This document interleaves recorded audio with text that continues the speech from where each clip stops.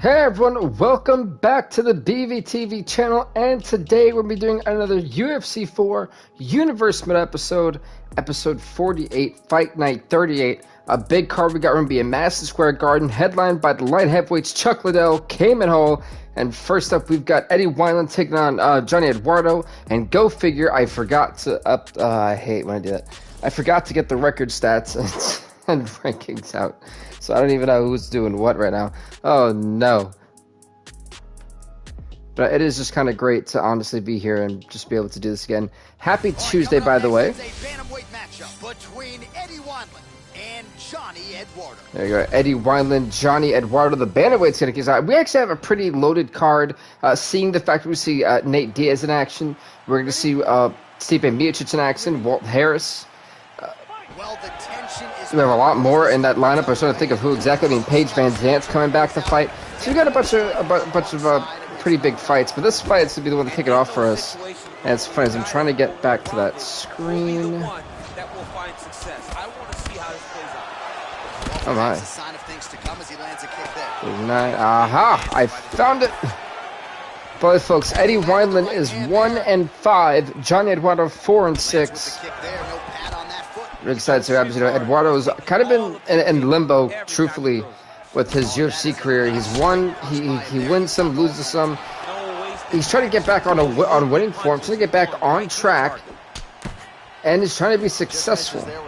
Trying to find what is the winning stride for him, and he looks to figure that out against Eddie Wineland here tonight. On the 50th episode, that's when we're going to have our next pay-per-view. I was going to have one for July, but I'm going to have a big card. We're going to have 2 pay-per-views in August, one at the beginning, one at the end to make up for July, and so on and so forth. So UFC 266, I believe, will be an awesome pay-per-view. That'll be the first week in August. Because we've got one more fight night from the fight nights we already pre-made, and the last fight night we'll have is 39 before the pay-per-view. So in our 50th episode of the series, that'd be a big pay-per-view. Oh, he clocked him right there. My goodness, what a fight. Nice knees to the body. You know, Eduardo's done a great job trying to make combinations happen, but he's also doing a great job of taking apart the body. He's hit the body a couple times, kneed him a couple times, and has not forgotten about the legs as well, while still effectively throwing some stiff elbows to the jaw. Eduardo's plan is to dissect Eddie Wineland piece by piece, and he's working successfully. Yo, Bill, how's it going, bro? I'm doing pretty good, Troy, man. I'm doing pretty good. Can't complain. You know, I got this is one of my 2 streams for the week, and since school is kind of starting back up in August, I'm trying to get everyone situated to having not as much content. I know our SmackDown versus Raw ECW Gym mode will end about the second to last week of August, which means I'll be able to do the WWE 2K22 Championship Tournament before the game comes out. So I can't wait for that. UFC will be our one live thing every week, and Dead by Daylight will be a mix of videos and streams. So there's that as well, and I look to do a stream of the week, so about 4 things of content per week on YouTube. I do want to try to start streaming on Twitch once or twice a week. Every now and again, it's just Mike. Hey, what is up, man? Welcome to the channel. Welcome to the show. How's it going, Mike? How are you? Now, that was actually a pretty solid round number 1. And Troy, how are you doing, man? Start there. I don't think I asked that yet. Round number 1 definitely goes to Johnny Eduardo, in my opinion. I feel like he had more significant strikes. He tagged Wineland up, and Wineland needs to figure out how to block. Of course, he hurt him. For those of you who don't know, being kneed in the abdominal is one of the most painful things you could ever experience as someone who has a heavy leg.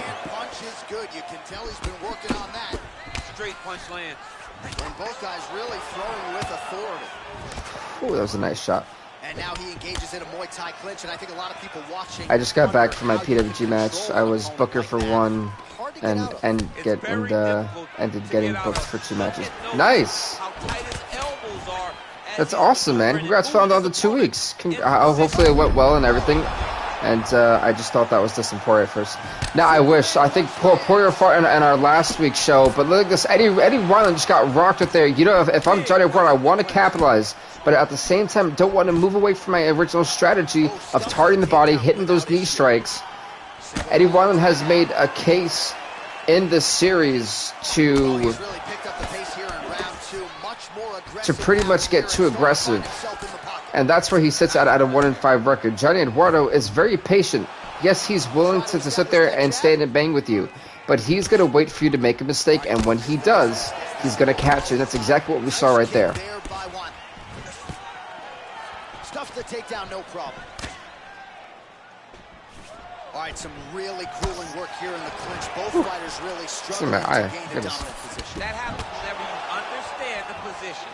Both know exactly what they need to do, and when both fighters are trying to do the same thing, it's very, very difficult to get the desired It's funny because when I actually take this earpiece off, or at least the set off so I can have like my bare ear, I cannot hear how loud I talk. I've like struggled with that for so. Oh my goodness, he's like a ping pong machine. No, that was nuts right there. Johnny Eduardo's head just snapped left and right so many times. I wonder if he knows where he is right now. He's trying to recover. Wineland had a good combination. He's got heavy hands. That is the ultimate power of the brawler. Eduardo's lower jaw does not look good. I don't think it's broken, but starting to show some obvious signs of swelling. Great punch landed with so much power. So we're on the standoff. Said headline tonight will be rank number 1, Chuck Liddell, who's 7-5, taking on rank number 2, the 5-3 Cayman Hall, who looks to try to solidify that number 1 contendership spot as the official challenger. Said after this we've got one more week left, and when how the rankings are going to be, they're going to say that. That means people will will have our designated challengers for the belts. Said August, the first week of August is going to host a huge pay-per-view, and I can't wait for it. The 50th episode has to have the best fights, and we try to give you nothing but the best fights every time this is live. Right hook to the head blocked. Well, they've made all the right reads here tonight, and there's another one. Beautiful read on the leg strike as he catches it and then returns fire with a punch of his own. So, oh my goodness. Johnny Wild's done a great job of counter fighting. But folks, we're in round number 3. Oh, that check kick really hurt the leg. That lead leg of Johnny Eduardo's hurting. Nice slip to avoid the left. To how cautious will Johnny Eduardo be now that lead leg is damaged? Mixing in some body shots. Pretty good right hand. Oh, he's straight for that shooting punch, and Eddie Wineland caught him. Oh, now Johnny Eduardo come with that straight uppercut. Both guys looking for a finish. So holding on to him here, not doing a ton, perhaps just looking to recover. Misses with that punch. That front kick was nasty, goodness gracious. I mean, I have no idea. This fight is supposed to be over. I'm truthfully not sure how either of these men are still in this thing. You got any championship fights and stuff? No, we don't have any championship fights in this episode. The pay-per-view on August 1st that we have, we'll have 11 championship fights. And pretty much we have a pay-per-view once every month. But the reason that we're not having one specifically in July next week, so that's the 49th episode, and I felt that I'd rather have about a 15 fight card for the pay-per-view. 11 championship fights, 4 prelim fights. I think we'll do that instead with some top-ranked contenders as well. Oh my God, he just clocked him. That could be it. Eddie Wineland looking on a finish. Yeah, I was booked to win 2 out of 3 matches, and I met Tony Khan. He said he was very impressed. Hey, that is awesome. That's awesome, man. Good, congratulations to you. Oh, he's going for that guillotine choke. Can he actually get some down? He's got to try to wrench back. He sat back, exactly what he needs. But he also got to be careful. We've seen a lot of fighters from this mission go and counter with the Von Flute choke, and that has led to some fighters actually winning championship belts of such. So this is a very dangerous position to be in. And let's Eddie Wineland go for that Von Flute. Wineland's got Johnny Ward in a bad spot with 10 seconds left in the fight. It's over. Johnny Ward tops right before the end of round number 3. Right before we went to a decision. Absolutely incredible submission victory for him here. A much-needed win and a bounce back here.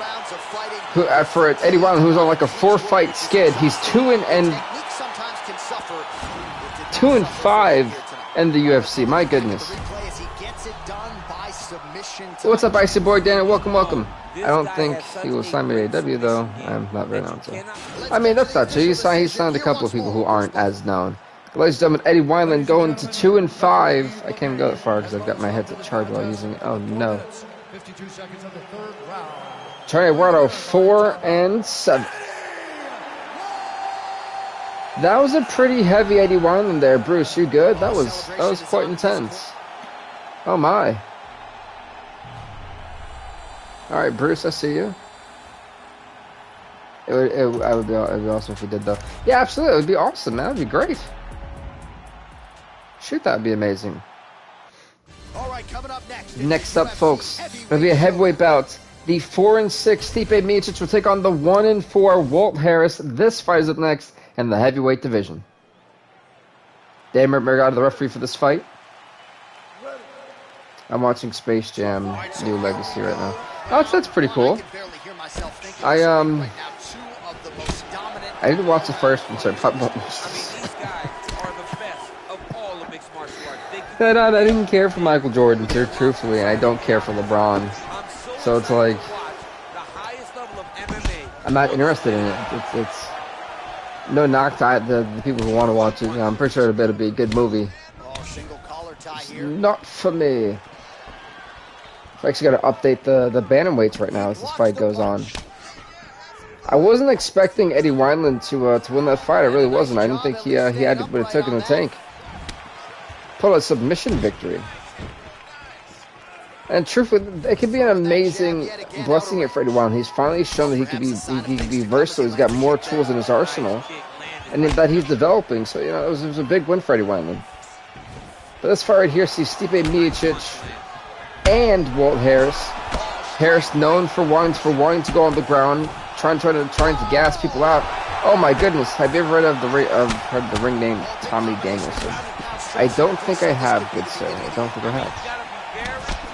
Goodness gracious, Stipe Miocic is absolutely mauling Walt Harris at the moment.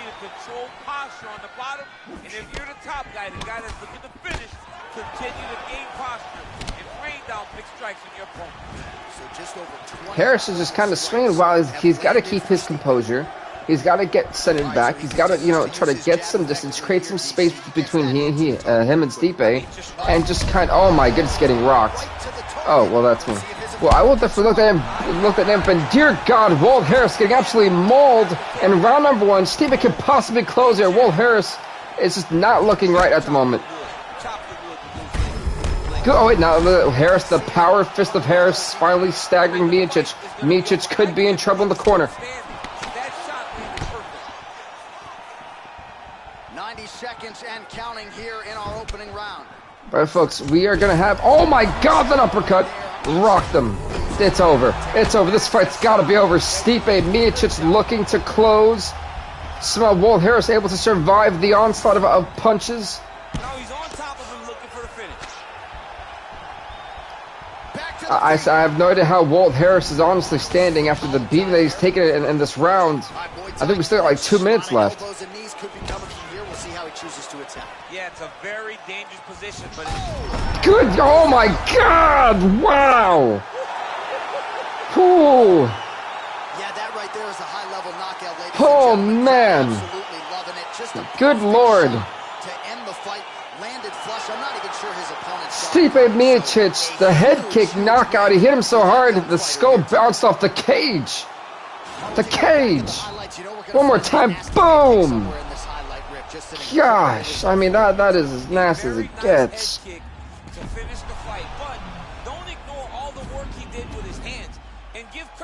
Hey, I should back push him. Gotta get him. Alright, no problem, Troy. I'll see you when you come back, man. Oh no, I didn't want to skip that. Oh dear. Oh well, that's what I get for pressing X, trying to skip under the highlight.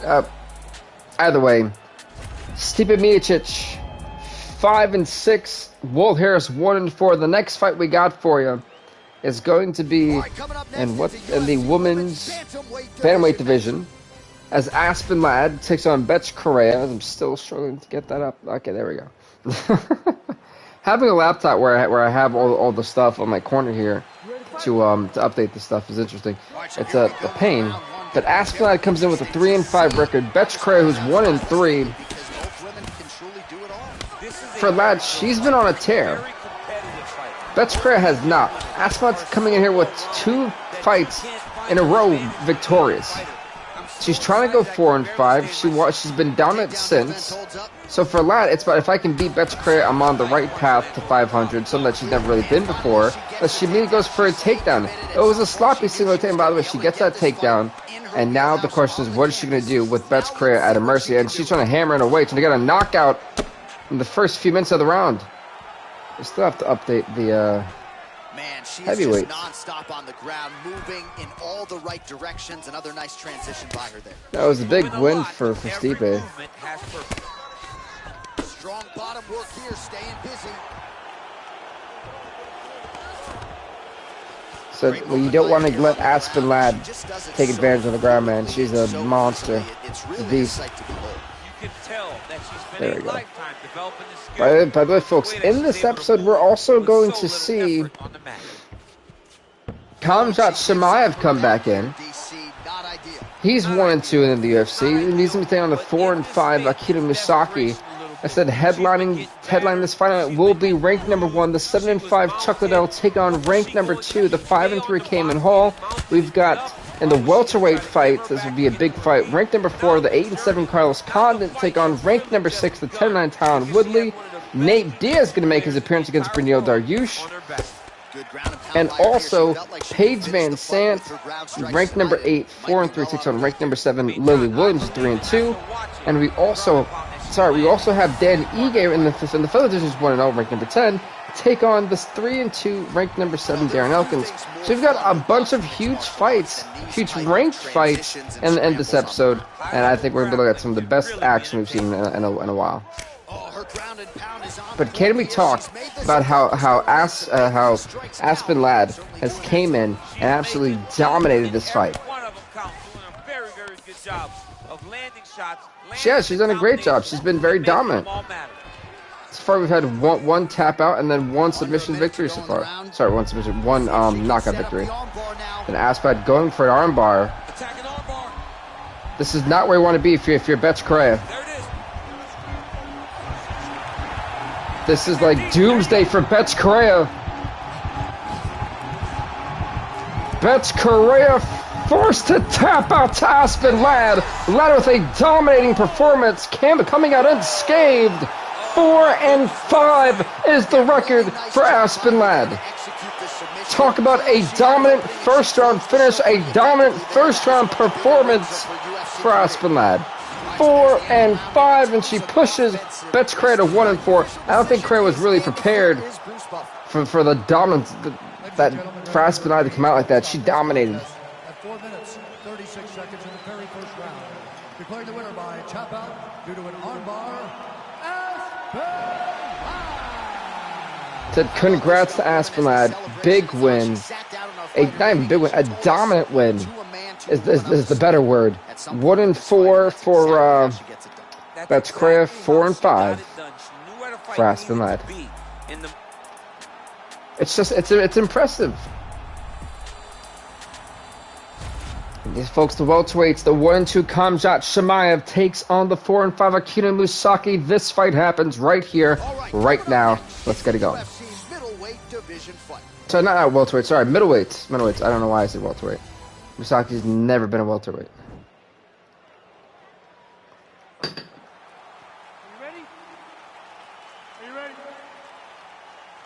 Round 1 is upon us between two of the best fighters in this division. Hard to find anything resembling a glaring. Whew, that spinning heel kick really caught Chimaev off guard. Another kick from Misaki. Misaki's coming out of the gates fast and heavy. Something Chimaev was not looking for. This Chimaev trying to go for a takedown. Musaki said, not today. You know, Musaki has been a fighter who has primarily been a ranked fighter for most of his career. To finally be no longer ranked, it's got to eat at him. You know, it's got to give him some drive to get back up, to get back to the promised land. The moment that somebody decides to relax, the moment you'll see a takedown or somebody really speed out ahead of their opponent. You got to be aware when you're chest to chest in this 50-50 position. Well, he keeps going back to the well with that left hand, just out of range. You know, for a takedown, again, gets stuffed. And they separate.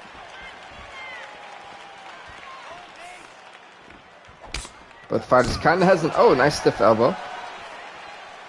Just over 3 minutes to go. Oh, my. Oh, they're both in for the head kick. He's hurt bad. Shemaev is hurt. I will say how much he's been rocked. Oh, my God. Good night. Good Lord.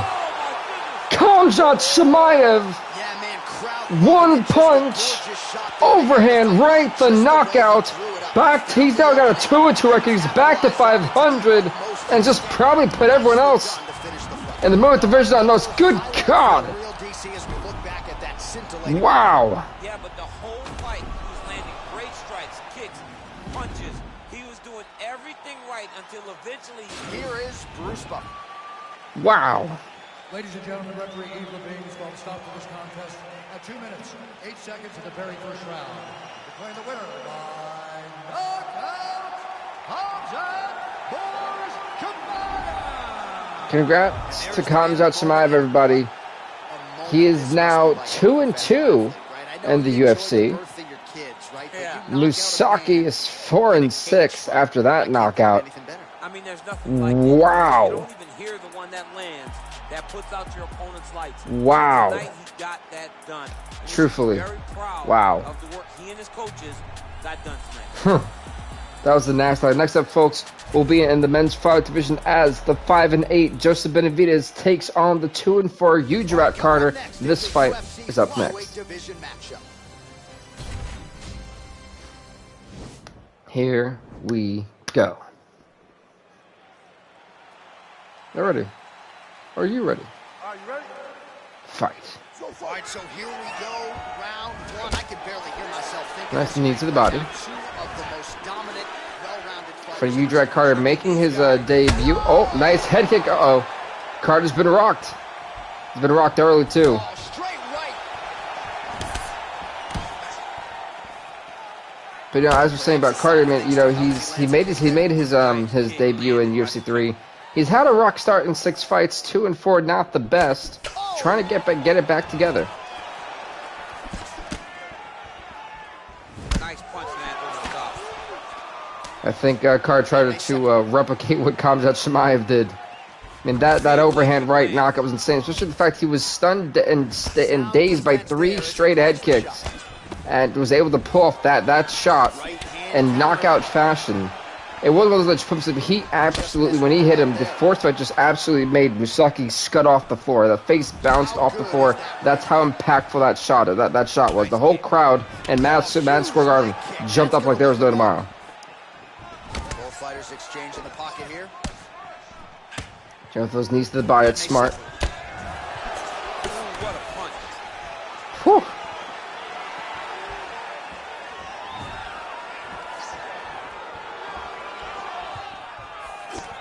If I was Joseph Benavidez, I had a chance to catch the leg. I would try to take him down with a single leg takedown. Take him to the ground where a lot of people have beaten Ujrat Carter from. Yeah, I think it's actually 3 of his losses, and 1 by decision. Maybe a slip there by Benavidez, hard to see. Punch over the top. And they separate. That right hand hurt him a little bit. So just over 20 total strikes have now landed for Joseph Benavidez. All right, he'll engage in a And then Clinton said, if I'm Benavidez, I kind of want this fight on the ground. I feel like on the stand-up, it benefits Ujrat Carter. Benavidez going for the body kick there, but he misses. No setup whatsoever there. Try for the takedown, and then he gets stuffed. Well, that was a bit of an obvious takedown, Joseph. Nice punch there by Benavidez. 45 seconds to go here in round one. So for those of you who actually are into Pokemon Go, I actually do it on... I walk... Oh my goodness! Oh, he dropped him! Whoa, he got right back up. Maybe he didn't drop him too hard as he thought. Whoa, look at this! The slam! He just slammed down to the mat. Wow! What a technique is right. And folks, we have less than 10 seconds left in round number one. We're going to round number two. My goodness, what a takedown from Jack Carp. I think Joseph Benavidez wins that fight 10-9. Wins that round, sorry, 10-9. But, no, what I was saying was that for those of you who play Pokemon Go and are active on it and do it, you know, weekly or daily, whatever, about 5 times a week I wind up doing my Pokemon walk, which is a 2 to 3.5 hour walk. And within less than a month, I've already caught 318 Pokemon, and that's also with some of their evolutionary forms and things like that. So I've always kind of found that really cool. But it's something I really brought up. So there you go. There's a Pokemon legendary event that happened a few days ago, this past weekend. So for those of you who caught your Mewtwo's, your Entei, Raikou, Thundurus, Landorus, whatever, good on you. And if you want to add me on that, definitely let me know. So, but if you start with a nice takedown. I love watching this guy move on the ground. Another nice transition there. Such a high and half guard. You don't see that very often. Psyched, you know, Benavidez, I don't think I've seen Benavidez go. He's going for the arm triangle, not so fast. That was a great realizational counter, defensive counter, to save Jack Carp yourself there. You never want to give up your back. You got to flatten out, try to turn over. He's very comfortable fighting off smart. DC. Now looks like he's trying to hip escape. Carp's gonna get back to the vertical base of that deep, but then he gets called the Superman punch. Well, his corner was pretty urgent after round one. Little bit lackluster. It's fine. I think we've only seen one Superman punch knockout, and that was in the last episode we had last week. But by the way, that leg kick really did kind of mess with Benavidez there. It was not the lead, but that actually is the lead, actually, with the way he's positioned himself in his stance. Yeah, that lead leg, he kind of got stiff. What's up, Wally, man? Welcome.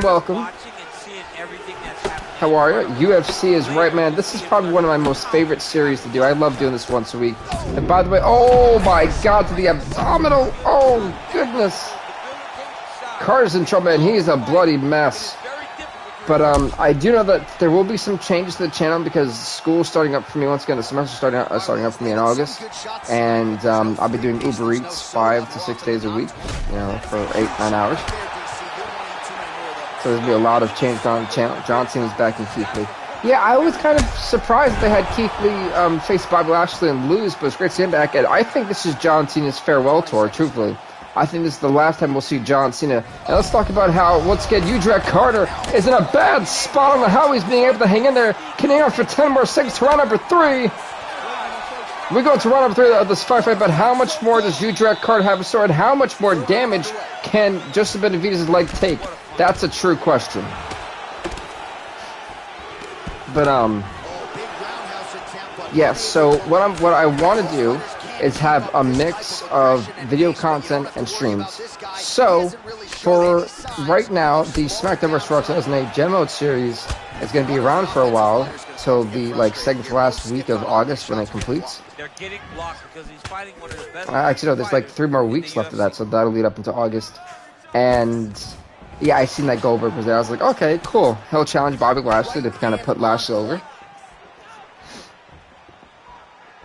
And Dead by Daylight will have a mix of streams and video content, so just kind of get prepared for that. And UFC will always be streamed. I love this. My goal is to bring back UFC 3 Undisputed. So I really enjoy that as a bonus fight, once a week. That'd be really cool. And then I want to start doing a stream of the week. Good God! And he dropped him. I'm not sure how Jack Carter's still in this thing. My goodness, he's trying to get back to a vertical base. This guy's still standing somehow. Defense there, huge block. Oh, he lands another strike to the body here. Really starting to connect on a lot of strikes. But so Stream of the Week will be whatever game I'm playing, whether it's Overwatch, 2K, Call of Duties, whatever, you know, that'd be like a Stream of the Week. I'm going to try to do that. And I'm also going to start making content on Twitch too. It's real_BVTV. I have the link in my bio description, not the video description, my like about description on my channel. Kind of give you guys the heads up. Lewis and Udrek Card trying to fight back, trying to come back. He knows Benavidez' leg is as stiff as a rock. Who's going to win this fight? Who wants it more? That straight up jab is actually dropped him for a quick second. These guys have messed. This could easily be fight of the night. This fight battle. Good night. The one jab and the punch. It's over. It's over. Stop the fight. Stop the fight. Joseph Benavidez, a huge knockout victory, and what was one heck of a brawl this whole time. Big victory, big knockout win, and round number 3, it pushes Benavidez to 6-8 in the UFC, and pushes Udrek Carter to 2-5. Any MLB game. Now, MLB was our spring series. We actually finished the spring series similar to how we finished the summer FIFA World Cup series. So those two seasonal series are done for the year. All right, now we go inside the octagon where Bruce Buffer has the official I was thinking about something for Ladies and gentlemen, referee Dan Miragliotta's for fall, maybe football. And if I even have time to, truthfully.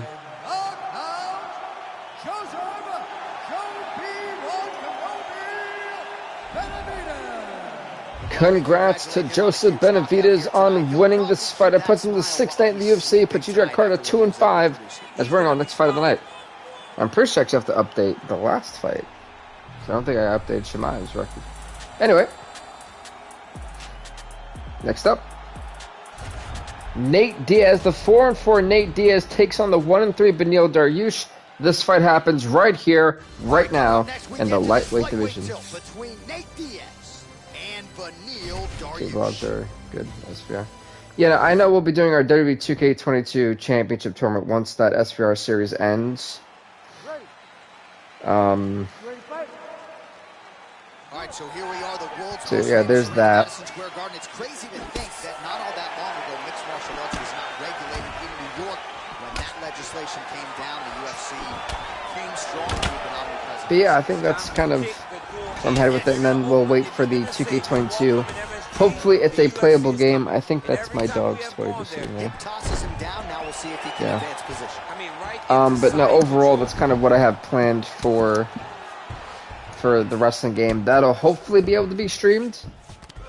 I would love to do that instead of having to make it just like video content when 2K22 comes out. You know, I don't like the gi very much, but I have an appreciation and a healthy one for these type of transitions. You can tell he's been in a gi at some point in his life. What's up, WGP? How are you, man? Welcome, welcome. But yeah, it's all about just trying to see how much time I have with school, with being working for 8-9 hours for 6 to 5 days a week. So it's all about trying to see how much time I have and things like that. Also running my wrestling business too. Gotta get interviews for that. Gotta hire wrestlers. Gotta hire crews. Do a lot of the business side. So it's all about just kind of making time for everything and making sure I have enough time to make it. I don't want to put out content that I know isn't to my standards and isn't fun for you guys, just to make sure I have content. So it's for me all about making sure I do the right steps and the right things. And it's good to hear that you're doing good, WGP. It's always good to hear that, man. That's what I like to hear. And guys, please be safe as well. I'll get to why I said it in a second. And Wednesday, TNT. I cannot wait for this week's Fighter Fest night, too. Well, I'm excited for it. This armbar by Beneil Dariush. And he managed broken Diaz's arm. Beneil Dariush, a first-round armbar submission. It puts him to 2-3 in the UFC. It makes Nate Diaz 4-5 in the UFC. Wow. Literally, wow. Diaz is trying to promise that he was going to finish the fight early. When you're fighting this guy, you're in a lot of trouble. I didn't even do Chimaev's. Oh my gosh, I didn't even do the Kazram Chimaev fight and Misaki. Goodness gracious. All right. Now we go inside the octagon. Bruce Buffer with the official decision. We've had a lot of fast finishes. I'm good too, washing hands. That's good. That's good. That's what I like to hear. I want everyone to be really safe.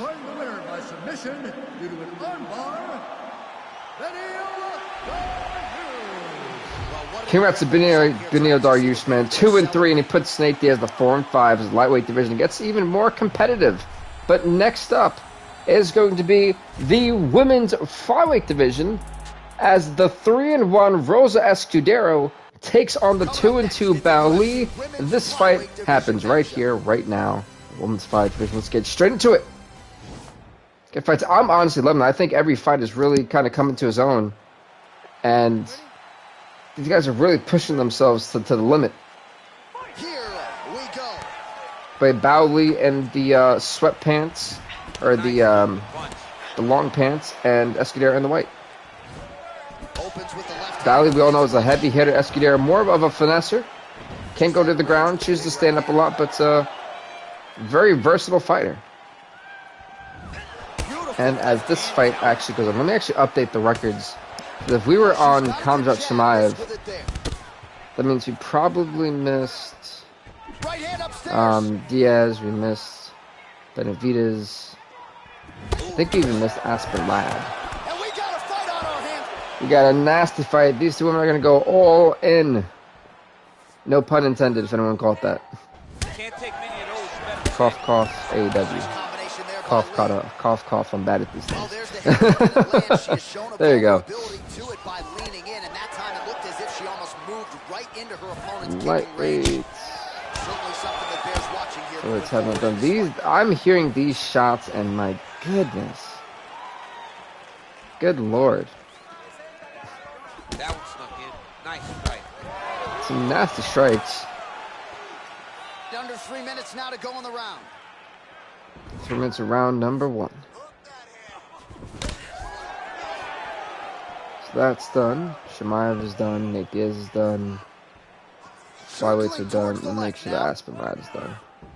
Oh, that's a good straight punch by her there. So I'm trying to make sure I kind of update all the records, that way no one has an incorrect record going into it. To land a strike like this is beautiful, and she has that ability to do it multiple times a fight.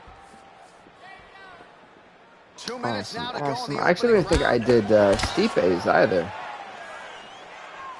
No, I did 5 and 6. Okay. Okay, so I've actually updated everyone's stuff correctly, which is awesome. Now I can go back to calling the fight that I really wanted to watch. Oh, goodness gracious. Robbie versus Nick is official for a 266. Robbie Lawler and Nick Diaz? Didn't Lawler retire? Behind that leg kick. He's coming out of retirement? That's a big strike right there. FIFA Soccer is good on PS5. I will eventually wind up doing that. If I don't do a stream of the week, I want to do a save point episode. And like I said, I do have plans to make sure that there is content a lot on this channel I really like about it, so I want to make sure I can do it to where it's on my channel. I was thinking about doing retro series, like doing a playthrough of Fight Night Round 4, NCAA 12 college football,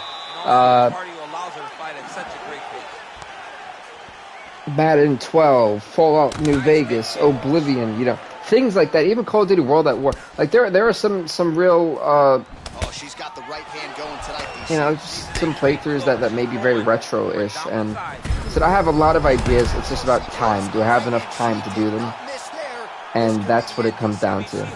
This Baoli is getting absolutely rocked here by Rose Escudero. You know, I feel like Rose Escudero has kind of fallen under the radar in terms of popularity. I mean, you know, she's been successful, 3-1, and yeah, we look at a fighter like Mila Wineland, who's had so much hype going into her, and the wins that she had were just impressive. So I feel like if Rosa Escudero is able to beat Baoli, you got to believe the hype. You know, you got to believe what you're seeing. Rosa Escudero could be a force and a big time player in the women's flyweight division. I think this is her what do they call that? Her homecoming, so to speak, her coronation, if that makes sense. where she is right now. Right now, Batley is taking it to Escudero, who's kind of been rocked in this round. Been rocked a couple times. She's got to be very careful. Both these women have absolutely rocked each other in round number 2. I mean, you can actually tell there is a nasty... I can't tell if that's a bruise or a tattoo. I'm trying to, like... Good God! Shefsu decked her. My word. You know, that is a bruise, by the way, on Bao Li. Yeah, that's how many times she's been kneed or punched in the abdominal. That's going to play dividends in the favor of Rosa Escudero as round number 3 hits. Now, the reason why I was asking you guys to be safe was because I know most of you guys probably have the vaccine and things like that for COVID. But there's a new strand called COVID Delta coming out. Well, coming out, this is like a new brand new game or stuff like that. It's already here, by the way. And it's still wrecking a lot of people. So I want to ask for all of you guys to just be safe and be considerate, because if it doesn't affect you, it may affect someone else. Yeah, that's all I'm saying.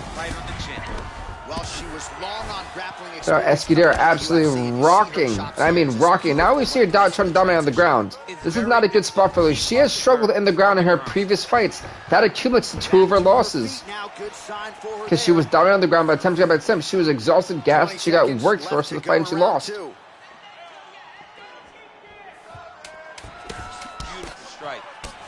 So I'm not sure how much Batley can honestly take, because we got 10 seconds left in this fight before we go to round number 3.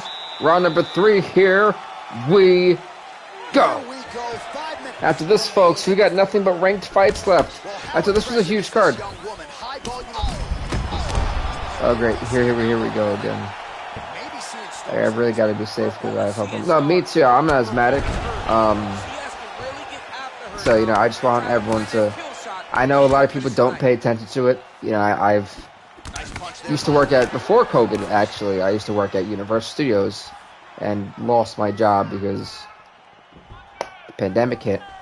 So, you know, the world literally shut down at one point, and even with this vaccine, good Lord, it is absolutely, she's getting absolutely rocked right now.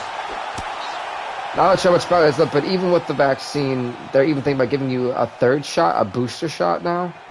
So, just be careful, because yes, you may have the vaccine and everything, and it doesn't hurt to put on a mask. I hate the fact this has become so political, when this is just pure science and pure health. Like, stop trying to put the Bible on everything. Stop trying to put politics into these things. It's about people's lives, are, you know, are at stake, and that's why I've kind of always looked at it as, this is not a religious thing, it's not a political thing, it's a health issue.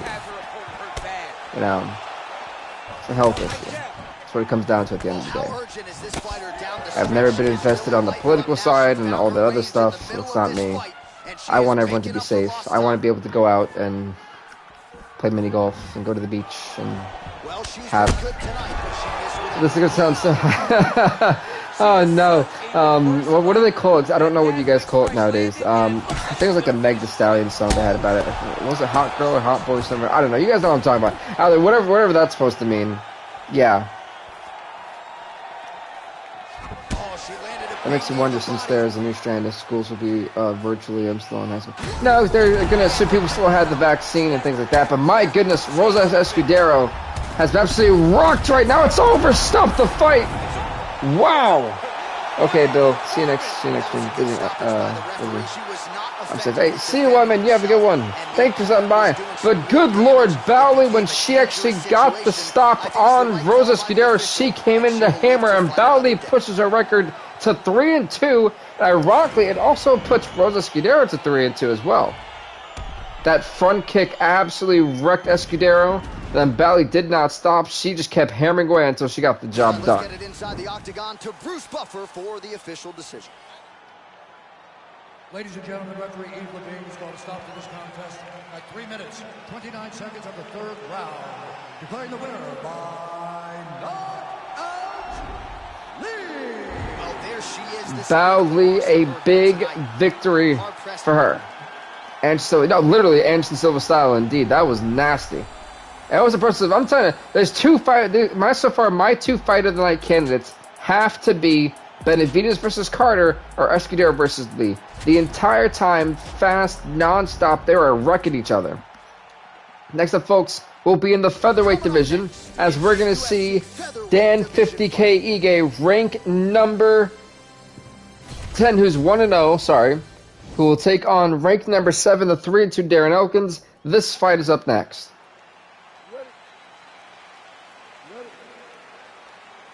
Well, these guys have been on each other. Both men do not touch, do not touch gloves. Said Ige comes in with the 1-0 record, trying to go 2-0, trying to keep that ranking by his name, trying to climb up this division. And it's like the only person who's really successfully climbed up a division while being undefeated is the current UFC flyweight champion, Oscar Oskarov, who comes with, I think, like a 4-0 record. The guy's dominant. I think it's 4-0 or 5-0. It's a big time record, by the way. He's undefeated so far, and he's looking for his first title defense in the first week of August, which would be a big 15-fight card. The 4 prelim fights will be top-ranked fights as well. Good Lord, Darren Elkins getting absolutely rocked at the moment. Dan Ige with a nice combination straight to the face, and Darren Elkins did not have a block to response to that assault by Dan Ige. They're trying to go for the double leg slam. Goodness, wow. Now it's Darren Elkins on the ground. He's on top here from side control. Well, you got to stay busy on the bottom. He's doing it here. Nice punch. Now he's attacking the triangle. Going for the arm triangle. Tight DC. I'm no Brazilian Jiu-Jitsu black belt, but maybe not good here. No, it looks like it's Does not look good at all for Dan Ige. Watch triangle. Now what Darren Elkins has to do is he's got to rotate his body to the left-hand side. Flatten himself out. When you do it, you gotta crush and you gotta really hold it like that. As you're holding it in, you're basically destroying the airway of such for your opponent, forcing all that pressure on the neck, feeling like it's gonna explode, but also damaging the arm as well. It's a nasty submission maneuver to be in. Man, this is some serious ground and pound here, DC. He's not just staying busy for the sake of staying busy. These strikes are doing damage. Oh, yeah. No pity pat to this guy. This guy's trying to land effective strikes.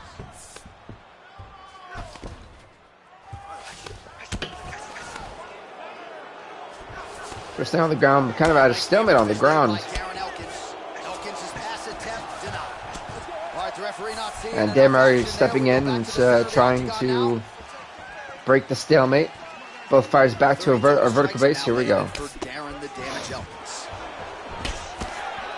Well, he continues to find the openings tonight. Beautiful connection with a punch there.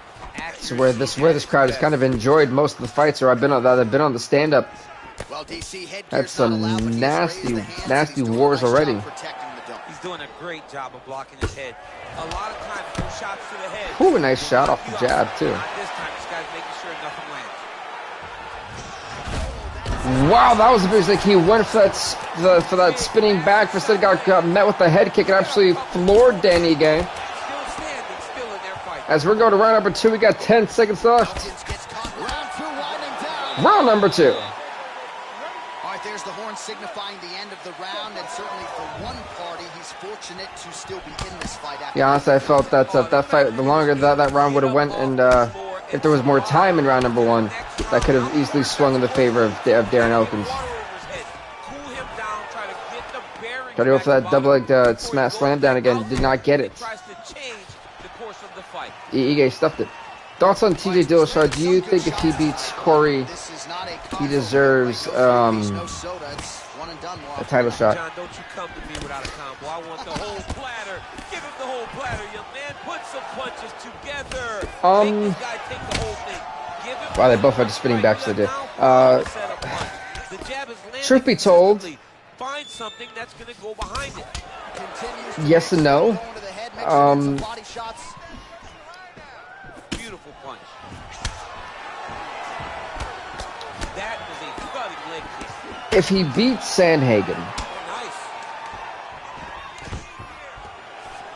stuffs the takedown. I feel No he's gotta. So he stuffs another takedown there. He's gotta to us about how hard this training camp was in terms of dominate Sandhagen for me to say yes, he deserves a title shot.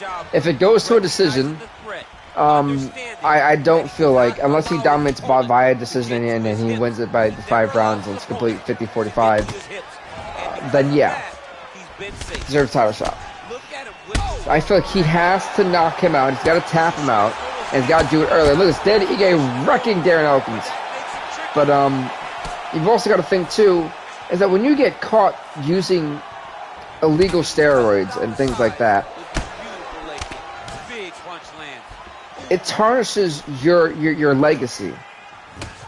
Look at John Jones for an example. A lot of fighters can say, well, was he clean when he fought me? A lot of fighters just choose not to. John Jones, for me, who I think personally would have been one of the greatest of all time, and I've got to give it to a guy like Khabib, because Khabib is clean. And I love John Jones. TJ Dillashaw cannot escape the narrative unless he dominates this guy in round number 1. That's the only way I really feel like he can escape the narrative of, well, was he clean this time? You know? So for TJ Dillashaw, it's a tough one, because a lot of people say, well, no, he cheated. Why is he getting a title shot? Why is he even back? So I think it's really just your interpretation of truthfully what you think. If TJ Dillashaw is worthy of a title shot after that. I think if he wins decisively, if he wins in a dominant performance, give him the title shot. Personally, if I'm Corey Sandhagen, I wouldn't even chosen this fight. I think he's already high up there. They're like the top 5 in the rankings. Why are you not moving to be the number 1 contender? Why are you not moving to be the next guy in line for the belt? I feel like if Sandhagen loses this fight, I think all credibility to Sandhagen also goes down the train as being an actual threat to the belt.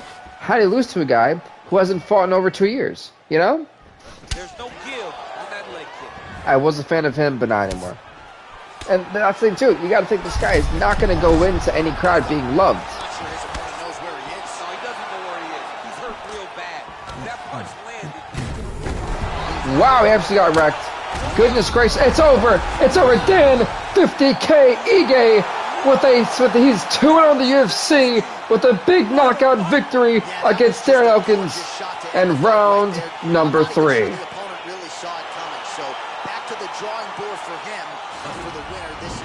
And Ige's gotta feel good. Trying to stuff to update Rosa Scudero and Bao Lee's record. Oh my. This was a fight that had it all, and for my money, his best performance today. Definitely was one of Dan Ige's best performances. In the biggest moments, you gotta show up.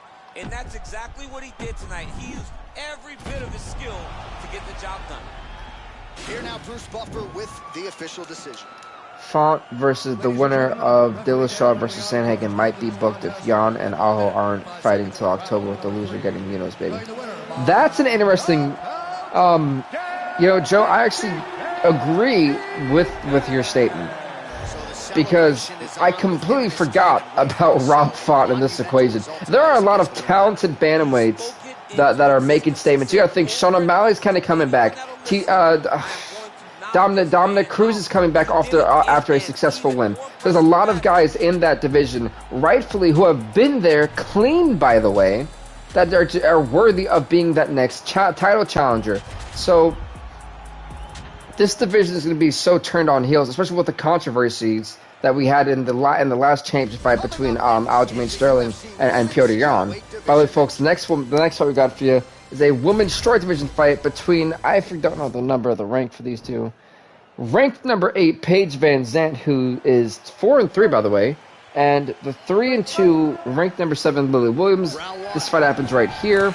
But talking about what we were talking about before, Rob Font's been on a roll. And I definitely agree with Joe too, because I feel like that's the perfect trend. That's the perfect story for TJ Dillashaw if he is able to win against Corey Sandhagen. Yeah, Jan versus Aldo too. I think Jan gets it done. If it gets it done, it kind of hurts the rest of the division, because then we're going to get Jan versus Aldo 3. Aljamain Sterling 3. So, and I'm a big Aljamain Sterling fan. I have been since the start of his career. I don't want to see a third fight. I don't. Hell, I'm a little bit scared to see the second fight because of that controversy. In a way, I kind of hope Jan wins. In a way, as a fan, I'd rather see Aljamain Sterling win. But if Jan wins, it's going to be right off of pure skill, because I think personally the better stand-up fighter is Petr Yan. He's a decent fighter on the ground. I think that's where Aljamain Sterling can excel. I feel like on the stand-up, he's going to get eaten alive by Petr Yan and the second fight, truthfully. But going back to Rob Font, Sandhagen's narrative, if he beats TJ Dillashaw, I really feel like this adds no value to a potential title shot. Yeah, you beat a former champion that cheated and used the illegal steroids and things like that, illegal substances, sorry. I feel like the credibility of TJ Dillashaw has gone down the drain, so for Sandhagen, this fight really means nothing but another win, and maybe he'll go up 1-1 in the ranking. That's all that says to me. But for TJ Dillashaw, the story here is if I can beat Corey Sandhagen, then he's got. I agree with, like I said, with what Joe was saying about having to face Rob Font. Then I think if he beats Rob Font, that adds more credibility to TJ Dillashaw, saying, well, hey, look, he's been clean for 2 fights. He's shown that he is the TJ Dillashaw he was before without the substances. And then you can try to talk about a title shot against either Aljamain Sterling or Petr Yan. And by that time, if Yan does beat Aljamain Sterling, we'll be looking towards Sterling Yan 3, which gives TJ Dillashaw that enough time to face Rob Font. I think Corey is ranked number 2, so if he wins, he will get a title shot. Who knows? But then again, let's think about Dominic Cruz is back. Dominic Cruz was successful. Sean O'Malley's starting to get on his roll too. There's a lot of guys who are going to move it up and down in this division that are going to cause some issues. Because then, you know, again, Sandhagen being ranked number 2, I don't know why you take a fight against a guy who's not even just coming back off of illegal substances. It makes no sense to me. I'm looking forward to the title fight. I'll fight the number 1 ranked fighter. You know, it's stacked. The bantamweights have always been a stacked division. You know, much respect to them. They always have been. It's one of the most competitive divisions out there. I think the only division that truly rivals that stacked of a group has to be the welterweight division and the middleweights. If you look at the bantamweights, welterweights, and middleweights, they truly are some of the best divisions in the world and the best fights to watch. And it's not taking. Oh, and sorry, pardon me. The women's bantamweights as well. So you look at those 4 divisions. But the rest of the divisions don't stack up in terms of the quality of fighters that those 4 divisions have. And that's me. I think that's kind of like my shoot on it. You know. And I've actually got to update the last 2 fights. Oh my goodness! Paige Van Zandt absolutely wrecking Lily Williams. Let's see. I know we've got to do Ige and Elkins, and I think. You take more of these leg kicks, you will not be able to be very active on your feet. Oh no, that's it. Okay, cool. It's just Ige and Elkins. Right, so awesome sauce. Good lord, let's not. Paige Van Zandt's rocked. Oh my. Just misses there with the left. It was a smooth shot. There. How good is her takedown be? All right, folks. Darren Elkins is 3-3 now. By the way, if I didn't state that before. Elkins is 3-3. Danig is 2-0, and this is the second ranked fight, which is awesome.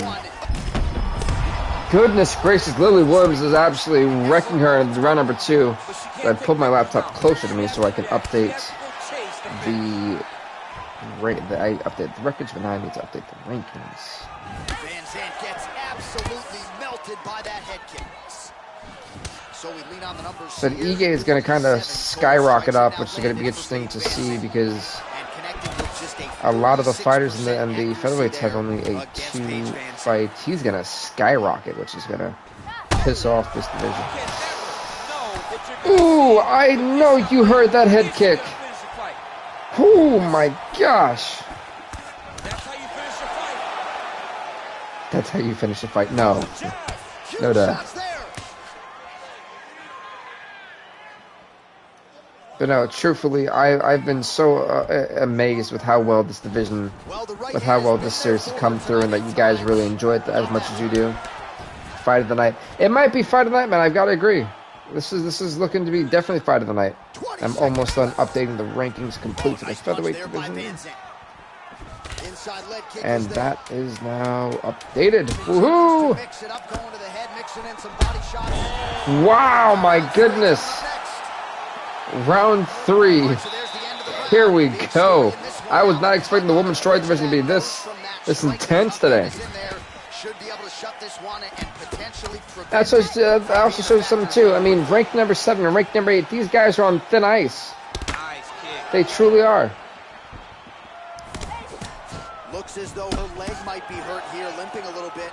That leg is definitely limping. It's that right leg too. Luckily, not her lead. She landed another strike to the body but there. still. Very smart to work that body late in the fight when her opponent is fatigued. And both these fighters have gone just all out, truthfully. And you said Lily Williams is a great fighter. She's a great stand and bang fighter. She's got immense power in those hands, and it shows something that every fighter so far is really underestimated. For Van Sant, more of a technical fighter, really good grappler. Wouldn't say her striking is all there yet. I think you got a lot more to develop. But for Van Sant, she can strike with the best of them too. I said more of a technical, ground fighter, but still will stand and fight when needed.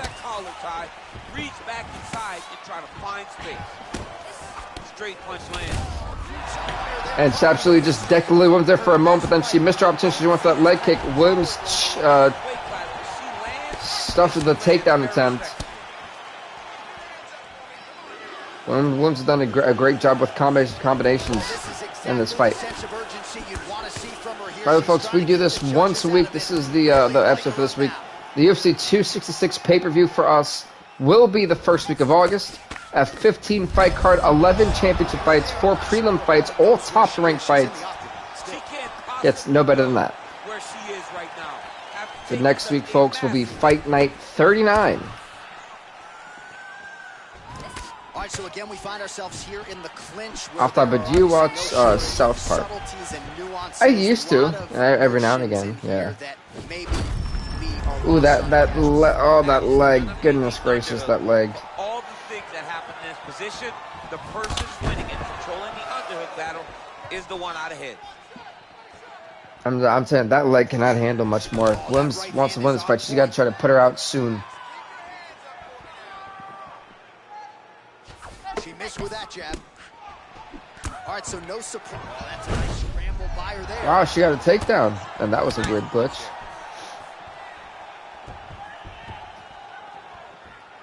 It's funny to see that this game has so many glitches. Oh, she caught with that jab. Beautiful placement on that hook.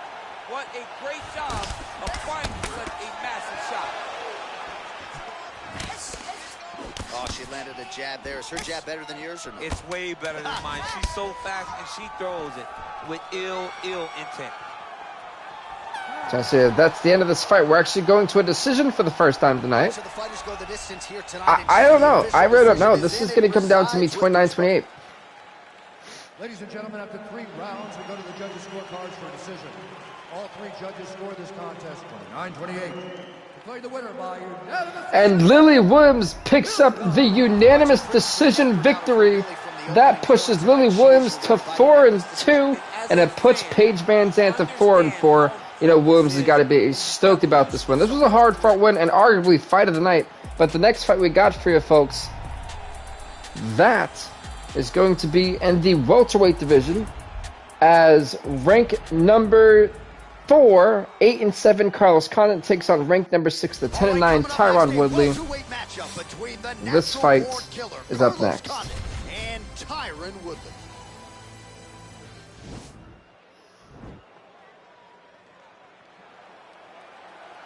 Are you ready? Fight. Either being the ref for this fight. Woodley in the black and Condit in the blue. Here we go. It's funny because Tyron Woodley, who for the longest was on like a just massive losing skid, finally started to break that, really trying to just push himself.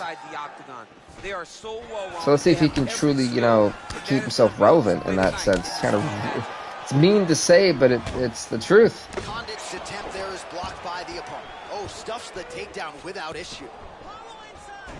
Yeah, so both weights, so we got to update the records and the rankings for them. Well, perhaps a sign of things to come as he lands a kick there. Nice kick landed by this gentleman. Oh, nice connection there with a punch, DC. Great time to land that punch. It's great to see that she's really coming to her own and being as dominant too. But Paige Van Zandt's now 4-4. A-plus athlete is Tyron Woodley. He can explode it to you at such a high pace that before you can respond, you could be staring up at the lights. You don't know when that leg kick's coming. That was a nasty leg kick. 3 minutes remain in the round. It's up in round number 1. Big punch lands over the top. How's he gonna follow Let's this? see. So right now I'm kind of just updating the records and rankings as we go for each division. It's great to see everything that's kind of happened right now.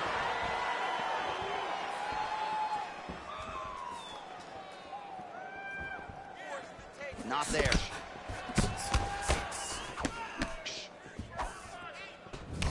Well, we'll see if he can turn this defense into offense, but he's doing a great job blocking shots here tonight. As of right now, he's thinking more defensively, and And he's doing a great job of not upgrading taking any damage. everyone. Woodley So gets there caught with we that go. Ooh, that uppercut Boom. landed for him. Let's have updated the women's strikers and let's go. Look at that. Zooming by these rankings. 90 seconds to go in our opening round. 90 seconds left in round number 1. Woo! Tyron Woodley. Oh my goodness! Velasquez's punch of choice. Every time he lands that overhand right, he hurt people bad. And this guy has his opponent hurt very badly again. Well, 25 There we go. total Let's strikes put that up have there. landed for the chosen one, Tyron Woodley. Tyron Woodley looking like an absolute beast. There, somehow his opponent stayed upright. I mean, he's still on his feet, but he's not up by much. Big punch. Whoo, again. Oh my god! He absolutely just decked Carlos Condit. The end of round, let's say, the final 10 seconds of round number 1. Entertaining scrap so far. Whew, man, wow. All right, let's get to Round number 2, here we go. This was, that was all Tyron Woodley in that round. Oh, and he connects with a punch there, DC. Carlos Condit has to be careful. This guy a ton, and to watch him punch, I just put a smile on my face. Look at him working at trying to shut the liver down. Oh, head kick.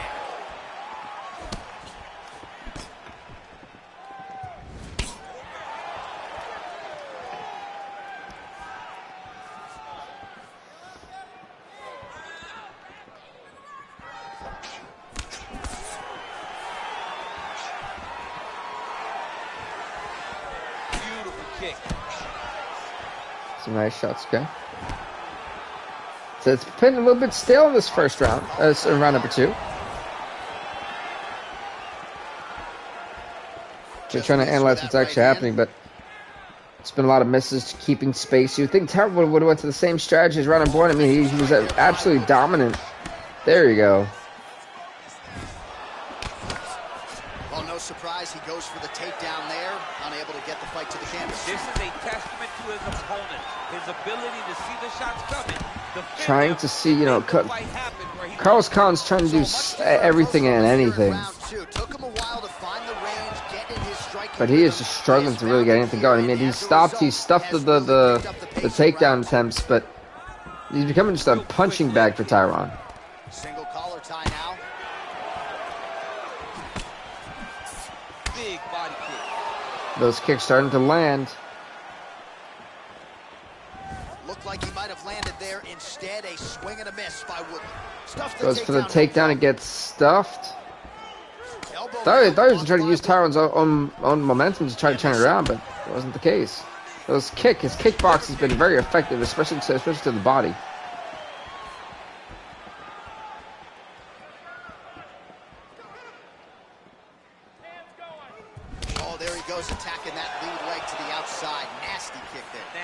leg kick. You gotta slow down your opponent.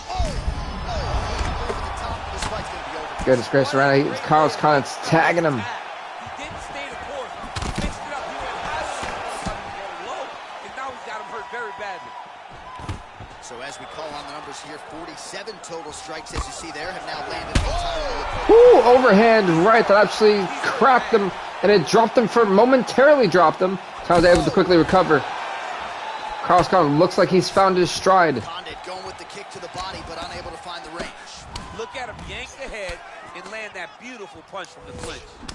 Well, looks like Woodley's lower jaw does not look good. I don't think it's broken, but starting to show some obvious signs of swelling. Well, we would know if someone's jaw was broken there, John. So here we go. Apologies. That Pokemon walk, but you walk for three and a half hours, man. That is brutal, especially down here in Florida. Blocks the shot.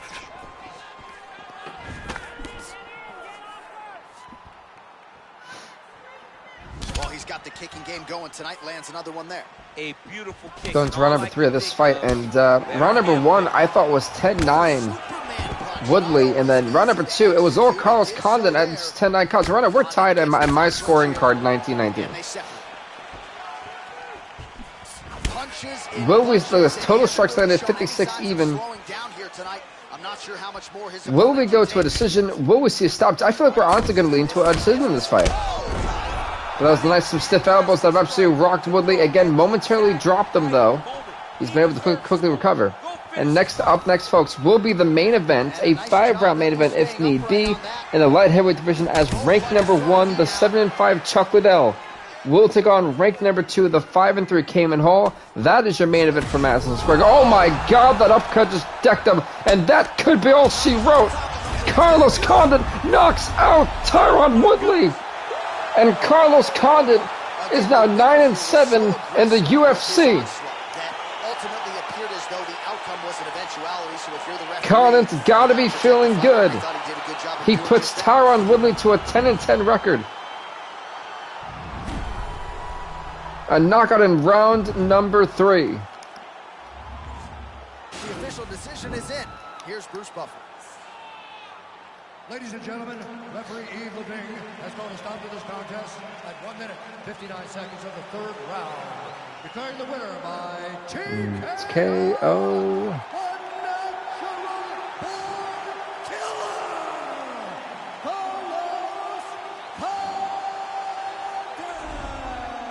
Congrats to Carlos Condit on winning that fight. I mean, the dude looked amazing. Let's be real here. Next up, your main event. Alt Ronnie. Hey, how's it going? Oh, how's it going, Ronnie? How are you, man? Welcome. Welcome to the show and our main event, folks. Remember, August 1st, UFC 266 pay-per-view, 11 championship fights, 4 prelim fights. It's a 15-fight card. I can't wait, but folks, the main event in the light heavyweight division.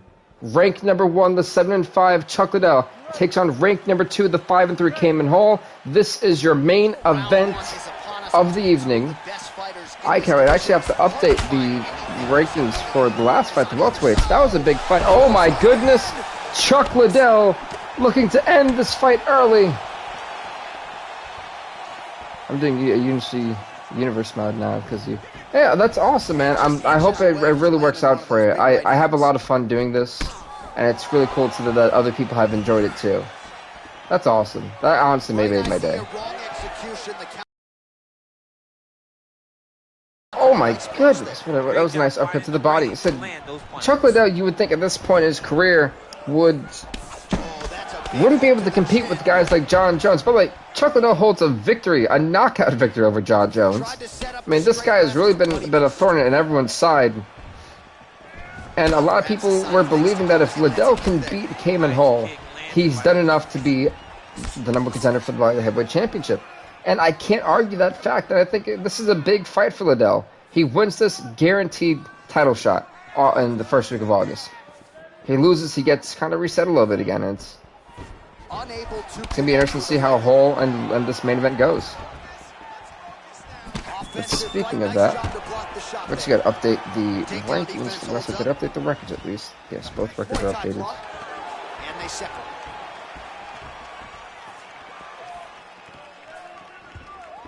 Boom. Awesome. Oh, nice punch there I by should the update the Iceman. rankings. So, because I'm not looking at the TV right now, it's updating the rankings. We do that in live time, as you know. That's a good right hand right there. 2 minutes now to go in the Gotta round. think too, for Tyron, man, to go 10-10, to fall as bad as Tyron has. Where is the reset button for Tyron Woodley? You know, that's going to be the true question, is how does he bounce back from a heartbreaking defeat? He's looking for that left hand. Crowd chanting for Chuck Liddell. If you're wondering, I'm basically taking all the rankings and updating them. Because the welterweights are quite interesting, man. They've got an interesting dynamic going here. It's funny, Nick Diaz is ranked, but not Nate. All right, 45 Nate's seconds 4 and now to go 5. in the round. You know? Just out of range with that right hand. Oh my goodness! Now he was trying to chase down that kick. I had a question though. It feels like every fight someone gets submitted. Do you know how to stop that from happening? Do you put it on its maximum difficulty? Great punch landed with so much power. If you put it on its maximum difficulty, then you should be fine.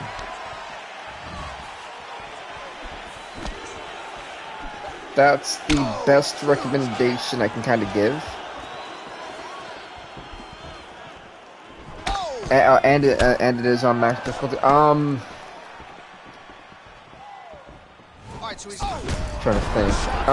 Check your stylistic matchups. Like if you're putting a submission specialist against What they call it to go and end the fight. against a boxer, you know, more than likely that boxer is going to get submitted.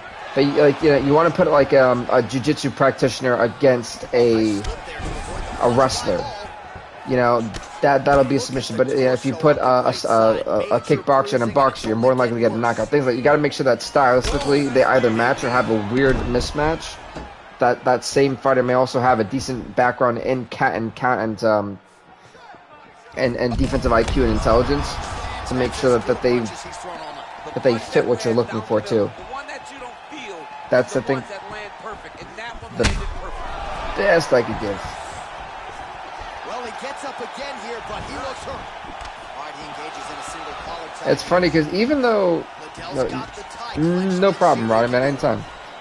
It's funny because even though that I've updated the welterweight rankings, I forgot to update one of the fighters' records.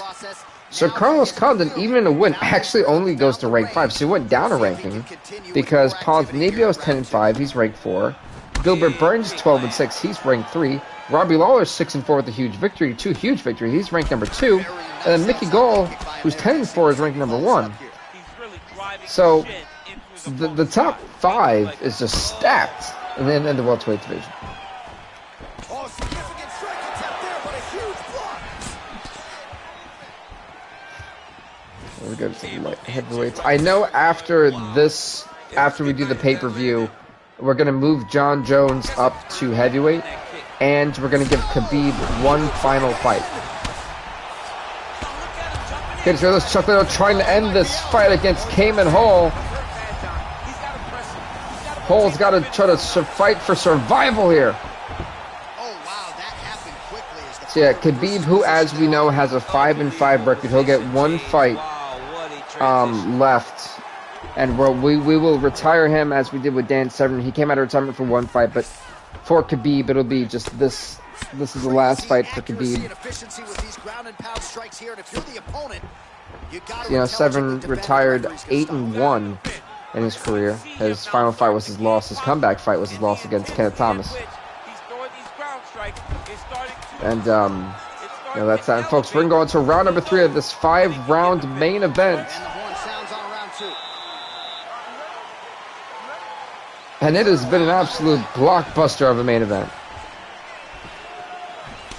Let's see how much more does Cayman Hall have left. How much more can that chin take? Well, he has it And does Chuck Liddell have the gas tank to potentially go 4 to 5 rounds? That's the true question. But no, it's kind of where we're at with everything. We're gonna give Khabib the next fight night.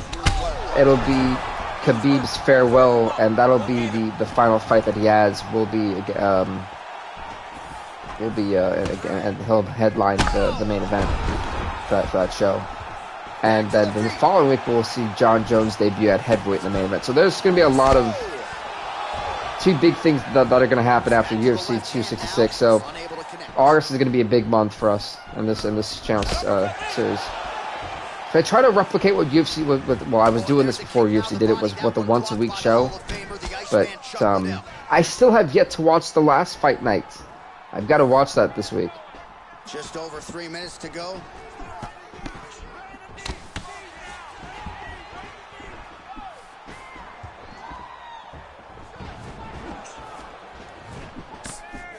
Almost in range with the straight line, but that's a miss. Nice liver shot lands. Nice shot delivery. You know, that one stung Chuck Liddell. He's hurting. Spinning back fist absolutely clocked him, and yet again, Cayman Hall still able to survive a nasty spinning back fist. Alright, so he postures up here and now figures to rain down some ground strikes. Yeah, the ground and pound will be a plenty from this position. This has been an epic main event fight in Madison Square Garden. You know, this is basically a title shot implications, truthfully. Rank number 1, rank number 2. One of these guys are destined to be competing for the light heavyweight championship at UFC 266.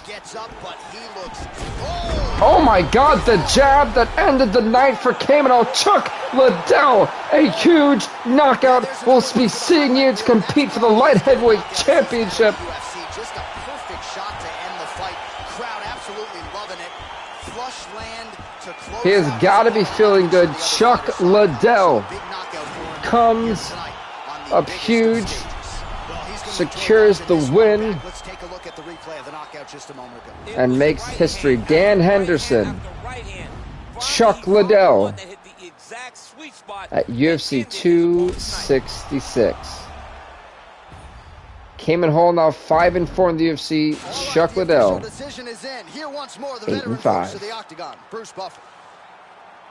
Ladies and gentlemen, referee Yes, that's been updated. 3 minutes, 35 seconds. That's that for that. Declaring the winner Roster rule. So that's that for that also. Congrats to Chuck Liddell. 8-5 in the UFC. Big victory. #1 contender guaranteed. Huge victory for Chuck Liddell. And folks, we got one more part of this episode. That is the award. So let's get straight into it once we hit that screen. So fight of the night was Condit and Woodley, which I disagree. It should have gone to Van Zant and Williams, Benavidez and Carter, or Ige and Elkins.